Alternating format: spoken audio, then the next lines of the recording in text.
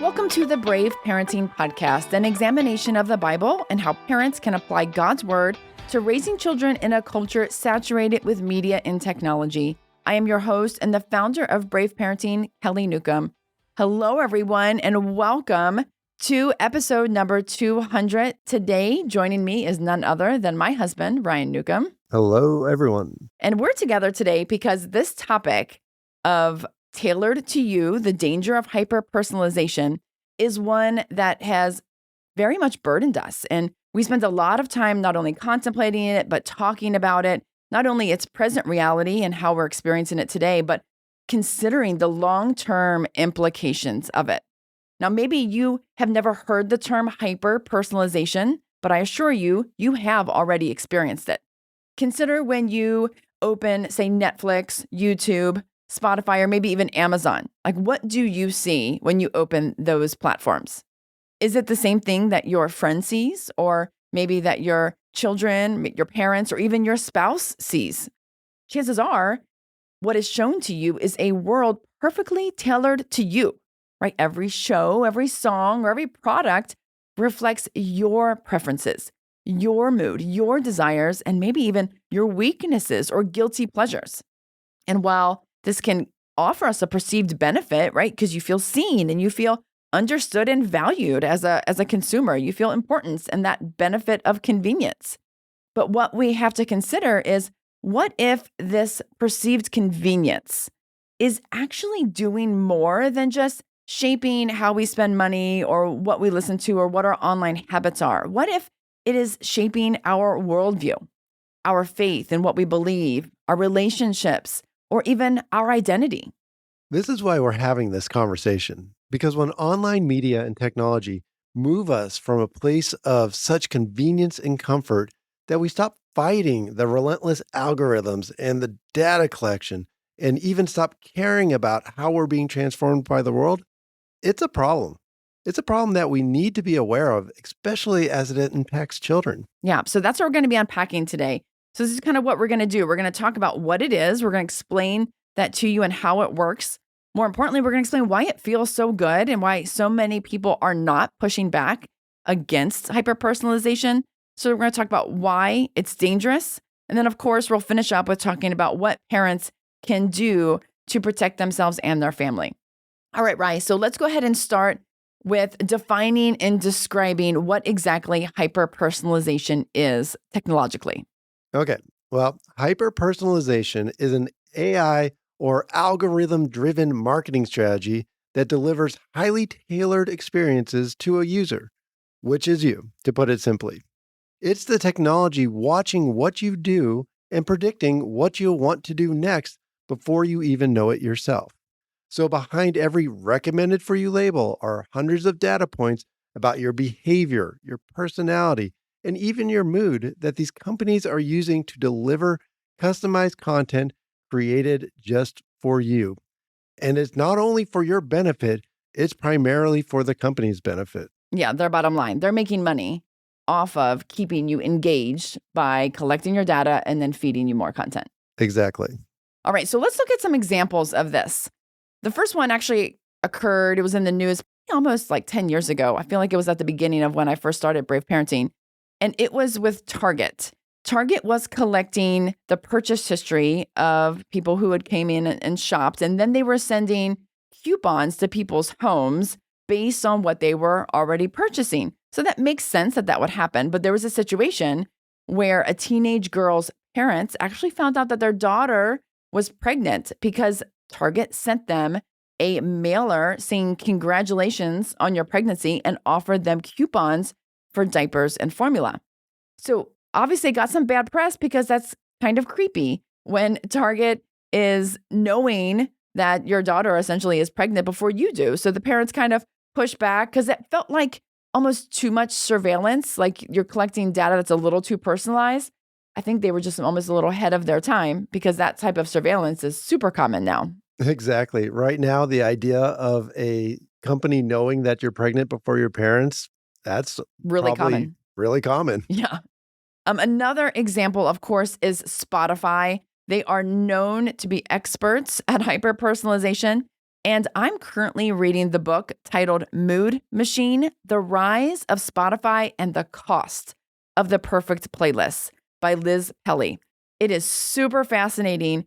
I've learned so much about how Spotify has really become like these supreme data analysts and how they were able to use data to influence and shape an entire generation to have what is essentially a soundtrack for their entire life, like all day listening, which is what we see, with a lot of young people. So by collecting all of this data from every Spotify user, they are able to suggest the perfect playlist at the perfect time of day, which of course people then stay constantly engaged. Well, Spotify is a great example of the hyper personalization also because they aren't really quiet about what they're doing. It's not like a secret that they're collecting all this data.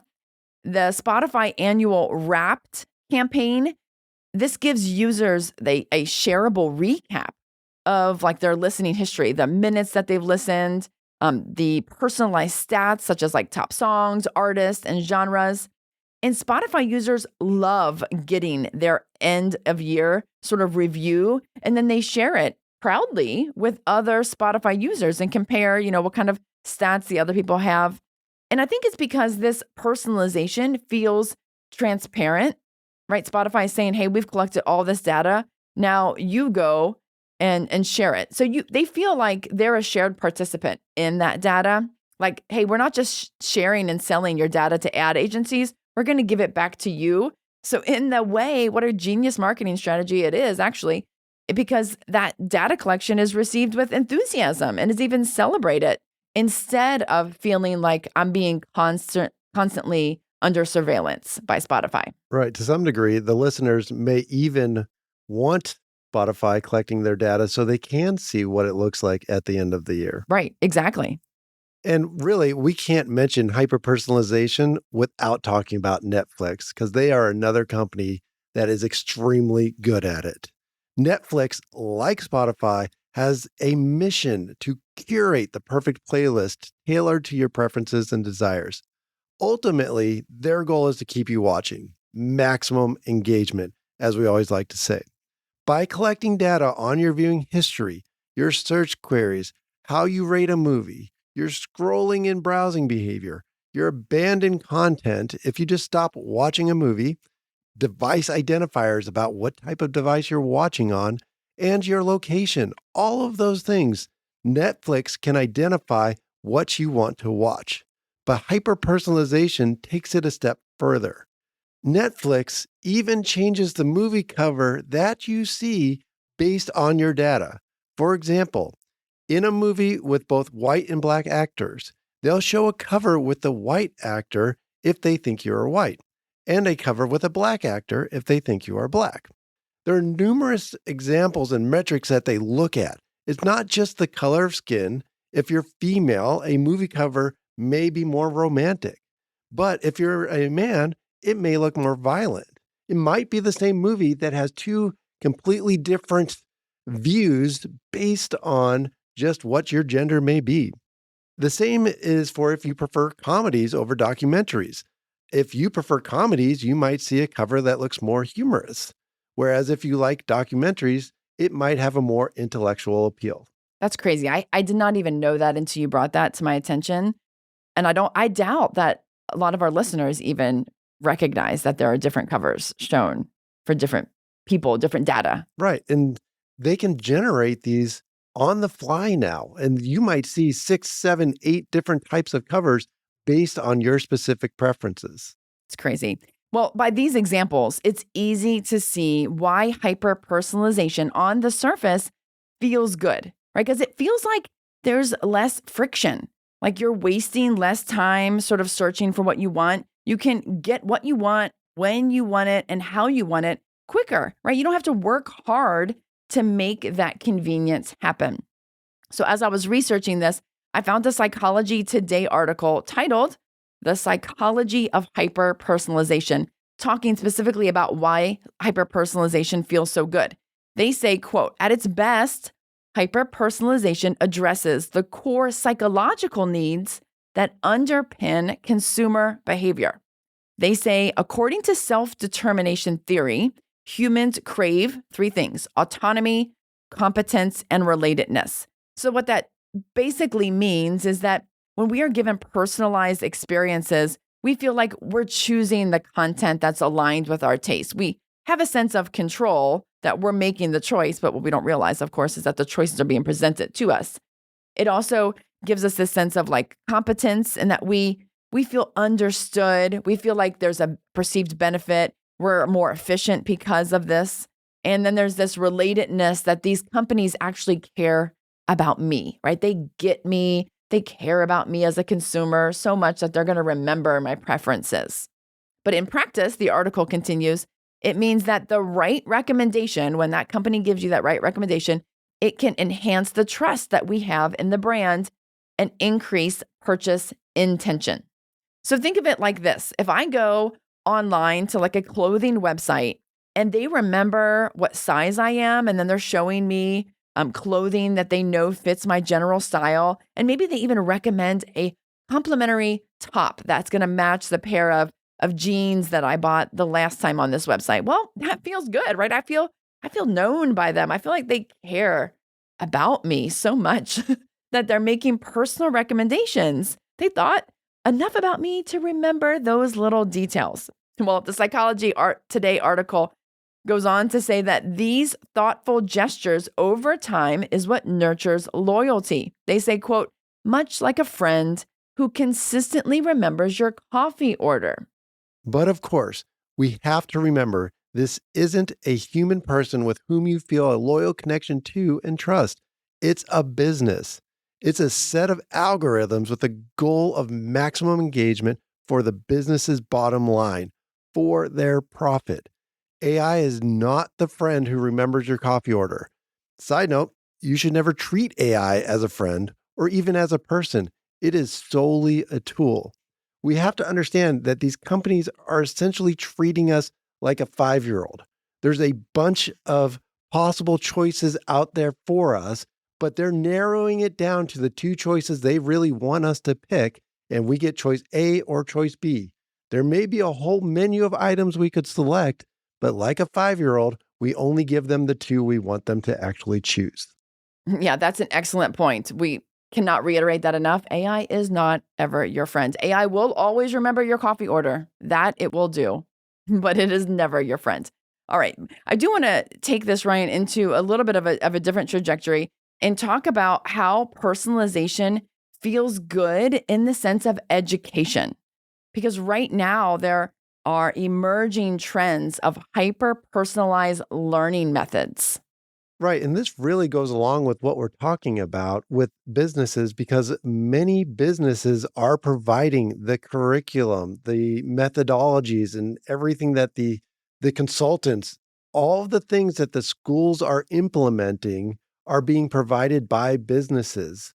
So the same ideologies that are driving how we watch movies and how we take in music and social media and entertainment is all being pushed into education as well. Yeah, so we can see this move towards hyper personalized learning in anything from like AI tutors.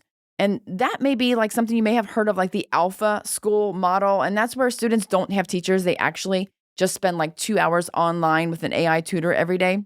And that AI tutor gives them lessons and then monitors and adapts to the child's learning and abilities. And so it may be something like that. Or it can be anything to like the gamified type of lessons that you may see, especially if your kids go to public school. And that's to try and accommodate all learners or maybe non-traditional learners, or just make learning fun. Because as we know, kids are becoming more and more less engaged in the education process. They feel like it's less necessary. So there is a push to gamify it because it feels good. Well, those games can be hyper personalized to aim to sort of meet all those metrics and state requirements and learning, achievement status that is required of the schools. And of course, this feels good because when children feel seen and understood, when learning is accommodated to their specific preferences, right? They feel good about it. They want to continue on.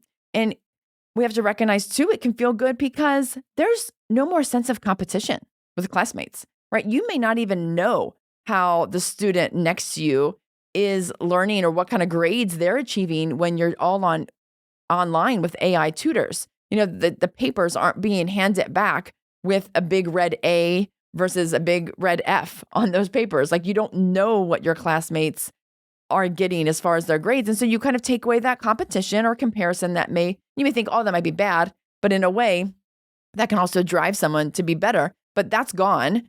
And so but that feels good for the kids, and it feels good for the educators because they don't maybe have as much pressure.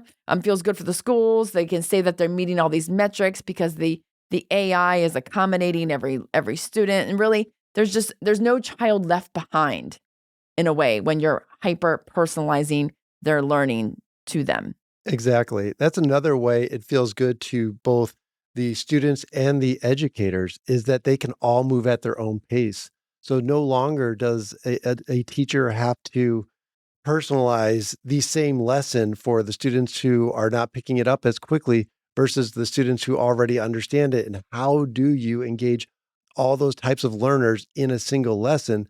Well, if all the students are able to engage with AI in a hyper personalized education model, they work at their own pace, and the instructor can work with them at their own pace when they actually have to engage with that student, if they have to actually engage with that student. That reminds me of that article that I was reading to you that said about teachers need to be able to analyze the data so they can adapt to the child's learning.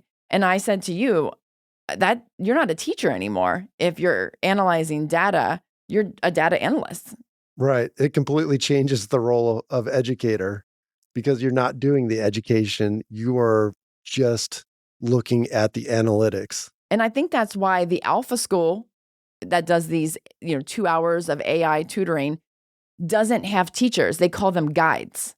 And so you can see how teachers are going to be, the role of teachers can be completely changed through this type of hyper personalization through AI models when you just are there to analyze data. And that actually, probably getting ahead of ourselves, but think of what that does when you depersonalize learning like that. Mm-hmm. We can get to that in the dangers. Now, another way, though, that we can see this type of personalization in education and really just in general that feels really good is the newest generative AI product from Google called Gemini Storybooks. This allows you to create an illustrated storybook from a simple prompt. You can even add files and photos. So you just describe the type of story you want to hear, and you can upload a hand-drawn image that you want it to incorporate, and Gemini will create a 10-page storybook for your kids to read. And I can see how a parent would jump on this really quickly because it is really, It's cool. it's fun. Yeah. So just for example, your child draws a picture and you're like, this is a good picture. It would make for a good story. So you copy it, you take a picture of it, you upload it to Gemini Storybook, and you ask your child what's going on in the scene. Your child tells you, and you say, all right, create a story around that. In just a few minutes, you've got this entire 10-page story based around your child's character that can even have some like purposeful meaning behind it. You can print it out. You can even have the story read aloud to your child by AI if they can't read yet. And this all incites a sense of awe and excitement about that character, about what you're creating. Feels good. It does. It feels like it's coming to life. Yes, that's a great way to put it. But again, it's personalized, right? You're creating a personalized story for yourself. Well, you're not creating it, right? AI is creating it. And that's exactly why we need to talk about where this type of hyper personalization can get dangerous.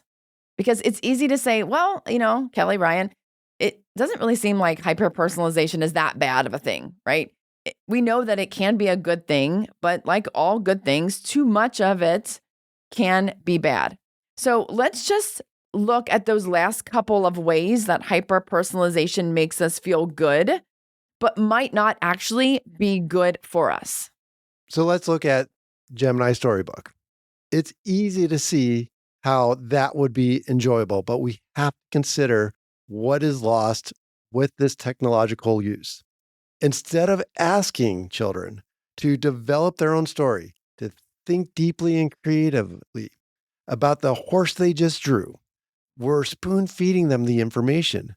Curiosity and creativity are replaced simply by consumption. And we've seen this in our own lives with our grandchild is she's currently writing and illustrating her own storybooks about cats and another one about unicorns. How much would we hinder her development and creativity by taking her drawing and having that story written for her? Yeah. There is that temptation there. I think she would think that it would be really cool. But what's also cool is helping her, walking alongside of her as she draws these pictures and giving her prompts so that she can think about what's the story behind this horse or this unicorn or this cat, whatever it is that she's drawing. That's part of the beauty of it. And we miss out on that. And how much more does that just impact her development Mhm. as a person, her critical thinking, her creativity versus just instantly having the story? Yeah. Yeah. So another way that we just talked about was through that education, right? When we have the hyper personalized learning. Well, the more a child has their whole learning all catered to their preferences and their desires, the less adaptable to the real world they will become, right? Because personalized AI tutors, what they're really good at is conveying and transferring information. But what they're not good at, they're quite poor at actually, is educating. Because Ryan, as you can attest as an educator, education is so much more than the transfer of information. Right. That information is quite honestly secondary to the character we're trying to build in the classroom. It's like spiritual formation, it's relationship building, right? There's a relationship. A lot of times, I've talked about this before, the child wants to do well and learn more because of the respect that they have and the relationship that they have with the teacher. But is that going to be true when that is just an AI tutor, when that's just an algorithm? Or is it going to make children feel like that as a person, that algorithm is a person, that chatbot talking to them, that sort of like learning buddy that's a chatbot? Is that going to be treated more like a friend that's just only going to push children more into AI like relationships? And that is one of the major concerns with all AI content is how much do we move down a transhumanistic worldview as we introduce it more and more into the lives of children. And this is going to be a topic that is going to have to be discussed much more as the models get better and as it feels much more lifelike. And as a nation, as we grapple with how do we fix the education system that feels pretty broken and kids Right. don't want to learn, the trend is to hyper personalize, to gamify, to make learning just any way that we can that kids will do it. Just because we think that it's only information, that we are believing almost a lie that it's just about information. Is that all they need? That they don't need all of the character development and relationship building. And these are the conversations we have to have now. We are at a point with AI that is very similar to social media back in the early 2000s, like 2006 to 2010, when we really should have been considering how is social media going to affect society and how is it going to affect children? We're at that point right now with AI where we have to be considering how is it going to affect society and how is it going to affect children? Because if we do what we did with social media and just give it to children without thinking about those repercussions, we're going to fall into the same traps, pitfalls, and have some of the same horror stories that we've seen over the past decade. Yeah, absolutely. Absolutely. So I also, I mentioned just that it doesn't translate well into the real world. I mean, you think about right now, the kids who have grown up, not necessarily with AI, but some of the Gen Z who have grown up with social media and lots of video games, they have a hard time with just the hyper personalization that went on in those avenues of social media and video games. entering the workforce and entering, a company or a corporation that does not cater to them, that does not hyper personalize their work schedule and their responsibilities within that job to something that makes them feel good, because that's not how the adult world of business operates. But yet we're doing that so much in so many aspects of their life. And when we do that for education, I think that's a very dangerous trend that we have to be considerate of as parents, because your job, most likely, at least not right now, maybe decades down the road, is not going to be centered and focused around you and your preferences and what feels good.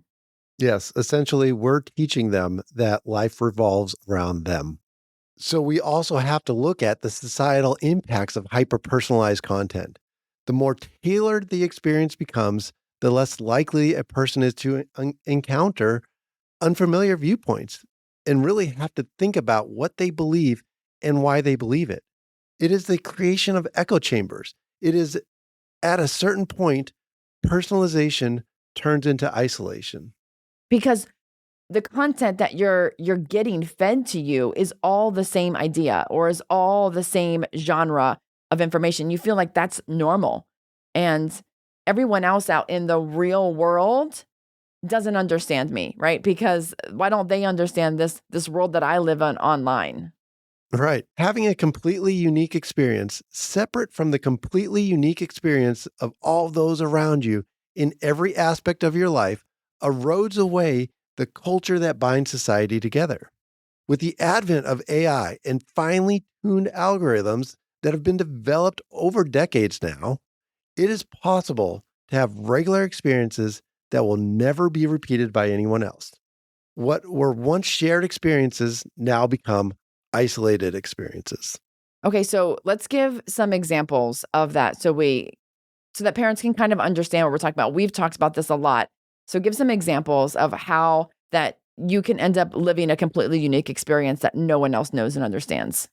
So, one example would be instead of going to the movies with friends and you all watch the same movie and later discuss the ideas in the movie with your friends, you can now watch a curated playlist of movies picked out just for you, all by yourself on your own device. On top of that, with the integration of AI technology, it's now possible to watch a completely unique movie or unique version of a movie that will never be seen by another living person. So what you're saying is that I can love a movie, but I really hate the ending, and I can have AI generate a different ending, and then that sort of becomes my truth, my experience, my lived experience through that movie, but that no one else may have had because I chose the ending. Exactly. But you may not actually be choosing the ending. What may occur is based on your data that's been collected on you, that these companies may realize that you tend to abandon content with certain endings. Thus, they change the endings of certain movies so that you'll watch it through to its completion to get to that point where you can watch the next movie. Because we have to remember, this is not for our benefit. This is for maximum engagement. These companies want to keep us on their platform engaged with their content. It's so inhumane. Here's another simple example that is completely possible today. I can have a playlist of music that's AI generated. Sounds like the popular artists currently out there. And that music has never been heard before and may possibly never be heard again by another human being. Again, completely unique to me. My favorite artist may one day be an AI generated artist that's completely unique to me. And you could have your own AI generated artist that's completely unique to you. So we could like things that are similar, but actually have nothing in common as far as the artists that we like. Which is crazy. So I actually just saw an article today that AI music is now appearing on the Billboard's top 100 chart.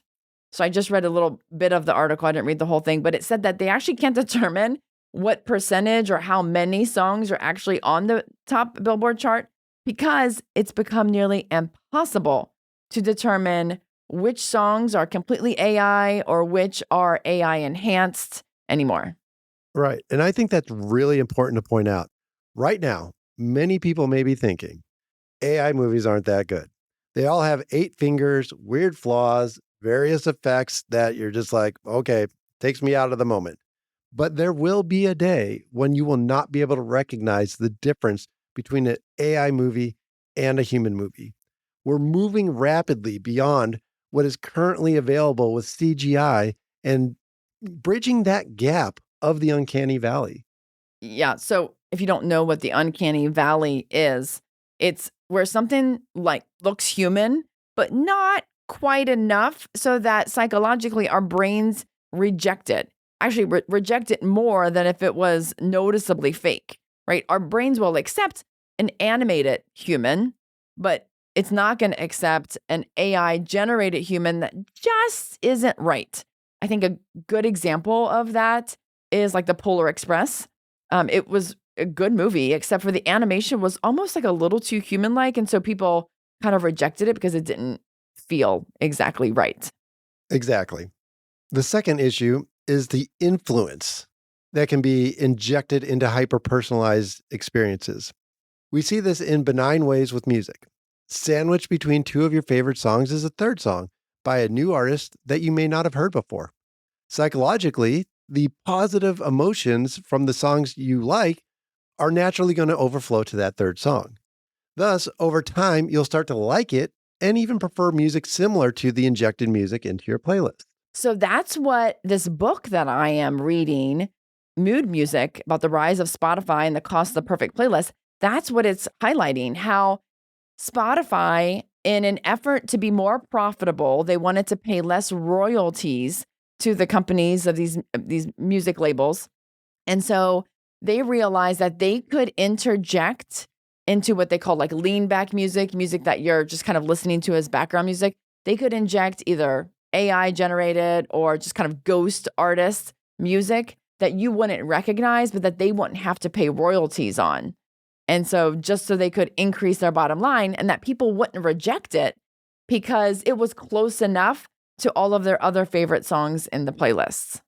And that's a very benign usage of it, but companies can very easily take it to the next level and start implanting ideological or cultural shifting information into the experiences as well. This is something that is already common and is why media and technology is so important to understand because it does shape our understanding of the world. It changes our worldview. It can be simple things like married TV couples sleeping in the same bed or interracial couples being introduced in the 60s.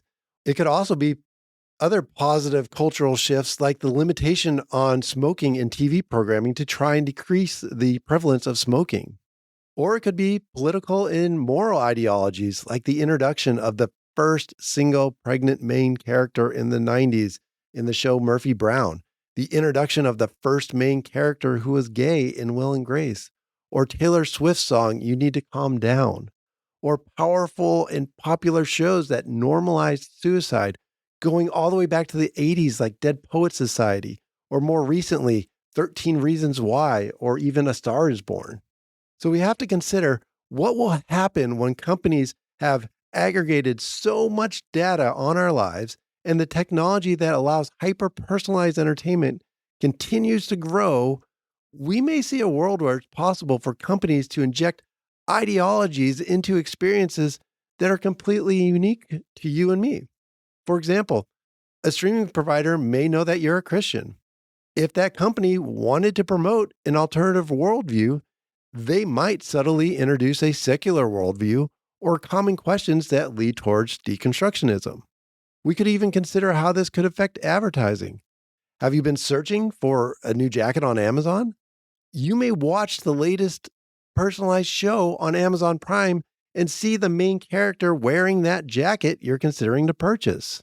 Would that influence your desire to purchase the product? It would for me. Yeah.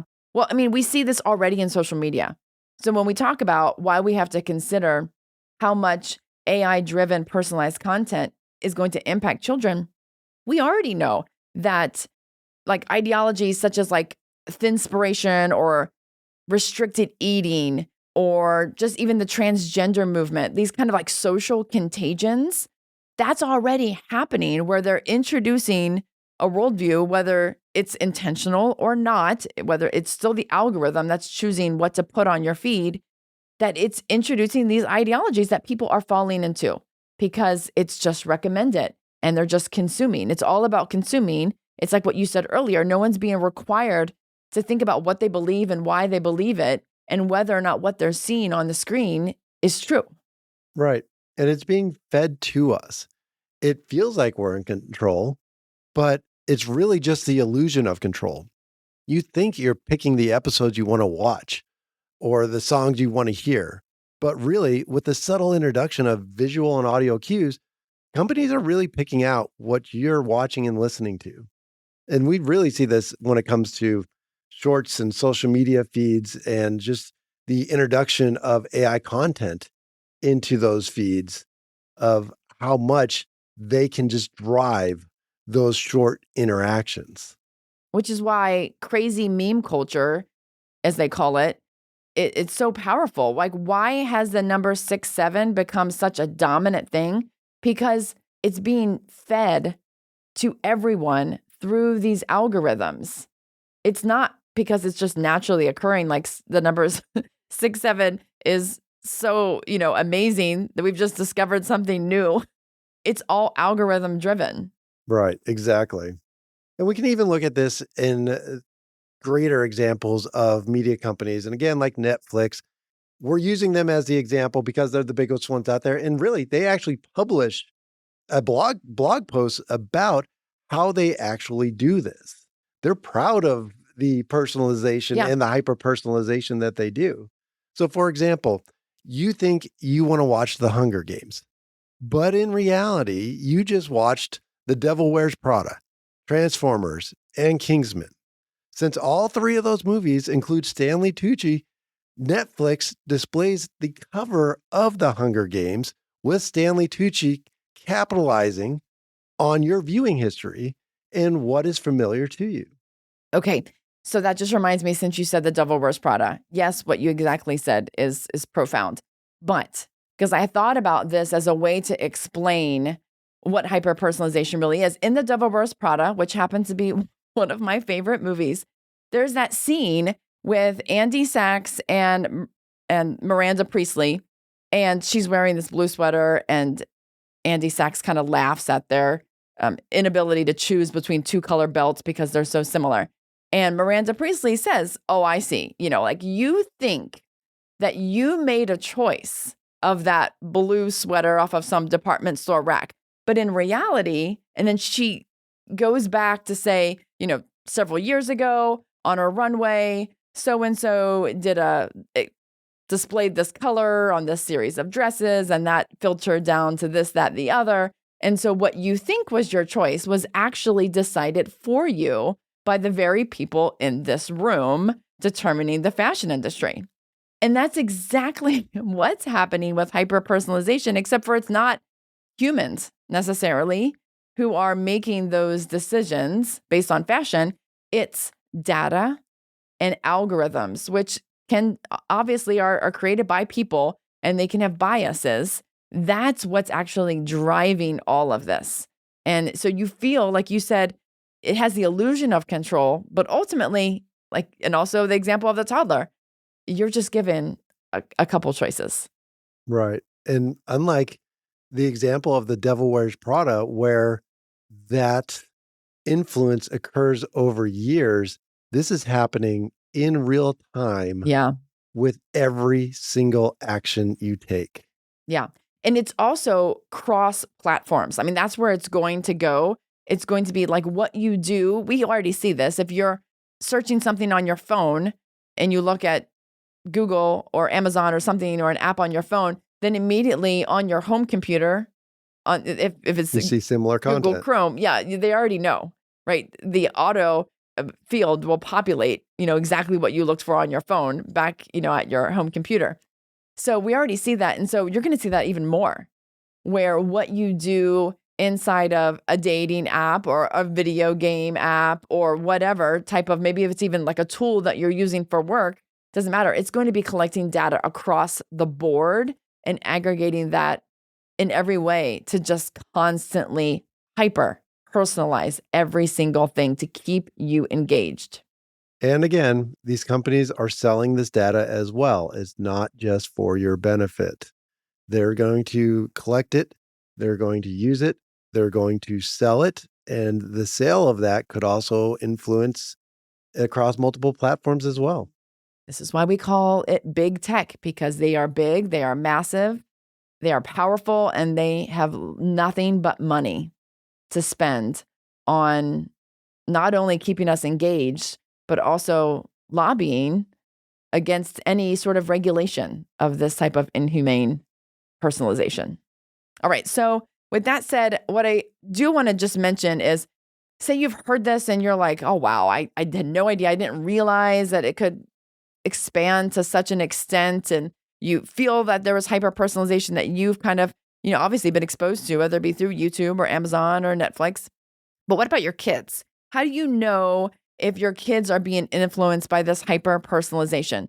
Well, number one, if your kids have their own personal devices, everything down from a toddler with a tablet to a teenager with a smartphone, if they have any sort of personal devices with media accounts, they are experiencing hyper personalization, guaranteed. Any sort of online video games, any sort of access to social media, of course, even YouTube, if they have their own Google account, of course, all of it. Especially if you see them increasing time consuming movies, consuming videos, or even, constantly listening to music. If it's a constant increase, chances are they're experiencing that level of personalization that, because they're of their age and their inexperience and their lack of brain development, they don't have the skills and the development necessary to practice that self-control and that self-discipline, or even the understanding of what's happening with hyper-personalization. They can't maybe cognitively recognize, oh, they're just targeting all these things because they've collected my data. So that's where we as parents can really help our kids, because this is only going to advance. This is not going away by any means. It's only going to grow stronger. So as parents, some things that we can do. Number one, follow our Brave Parenting 5 rules for tech under 12. You can find the article listed on braveparenting.net. We also did a podcast on it a month or two ago. And those 5 rules are: no personal screens. They stay offline. They use any media that they're going to consume in communal spaces with a parent present. And if it's used, it's always purpose driven. Now, I don't have time to unpack all of those, but you can definitely re-listen to that podcast or go read the article on braveparenting.net. But if you do those for children under 12, you might not be able to stop it all through school if they're in public school, but those things inside the home can make a huge difference to how your children are experiencing. Instead of just consuming, they can be actually developing their own creativity and their own curiosity about the world around them. So, of course, I need to note that just because children turn 13, of course, it doesn't mean there's a free-for-all. There is still the process of delaying access and limiting access that is so important. But especially under 12 during those critical years, there is no real benefit, none, to having them to have access to the internet where personalized content can be delivered to them. I think another thing that's important to focus on is shared experiences in real life, whether that is participating in sports, music lessons, or attending community events. Simple things just like going to church. Maintain your family traditions that involve everyone. Don't let older kids skip out of this just because they don't want to. If left to themselves, teens will often isolate with a screen. It's our job to keep them experiencing real, unpredictable life in reality, especially when it comes to media. If you're going to watch a movie, watch it together as a family so it's a shared experience rather than isolated. Yeah, when it comes down to it, so much of it is maintaining that discipleship, that role that we are really mandated to do as Christ followers, We are to go and make disciples. And the first institution that God developed is the institution of the family. So, of course, parents are the primary disciple makers. So, part of that discipleship process, whether you like it or not, has to be talking about AI, talking about technology, talking about media, talking about hyper personalization. Our kids need to understand by us explaining to them how platforms like Netflix, Spotify, and YouTube are studying our behavior in order to tempt us to watch or to listen longer and longer to create that maximum engagement. They need to understand how that's happening. And of course, at the same time, that is when we can make it a discipleship moment and talk about how temptation is a part of the human experience. We are all going to face temptation, but as Christians, we can fight that temptation with the power of the Holy Spirit. We can do that with practicing the fruits of the Spirit of self-control, learning self-discipline, training ourselves to be godly, and of course, arming ourselves with wisdom, with godly wisdom that comes from Scripture. So that is the most important thing is, of course, discipleship, raising up our kids and training them in the knowledge and discipline of the Lord. We want them, of course, to know that their identity is in Christ and that they were created to live in reality. The virtual world can offer so much that is appealing to a young child, but the virtual world is simply a creation of man. The embodied reality that we live in nature, creation, time, and space, that is the reality that God has intended for us to live. And we can utilize the online spaces as tools and, occasionally for entertainment and all of that stuff. But we have to be the ones who are training our kids to use it that way. Otherwise, the online media companies, the platforms, they will disciple them into nothing but maximum engagement. They will give them an identity, and it will definitely be an identity different than what we desire for them. Absolutely. Now, there are so many other aspects of hyper-personalization that we could go into. I think this is going to be a continued conversation, but Ryan and I really felt a desire to bring this information up. It's not being talked about in too many spaces, but I know that now that we've discussed this, you can probably recognize it in the spaces and places that you are online. So we will continue to advance this conversation. And if you're seeing hyper-personalization pop up in other areas, let us know. Reach out to us. Tell us how you're seeing it in your own lives and how it's either influenced you or how you can see how it might influence you or your kids. Because we're always looking for different perspectives on how media and technology is influencing our culture. Yeah, we can't be on every platform and every app and whatnot researching it. We try, but obviously the big ones we can recognize how hyper-personalization is really spreading. And so absolutely, you can email us anytime if you have any questions or you just desire some further clarity or some help. Feel free to email us at podcast@braveparenting.net. All right, Ryan, thank you so much for joining me on episode number 200. It's my pleasure. This was one I really wanted to be on because this topic is going to be very important. Yeah, absolutely. Well, thank you, friends, for joining me here today. Until next time, go and be brave.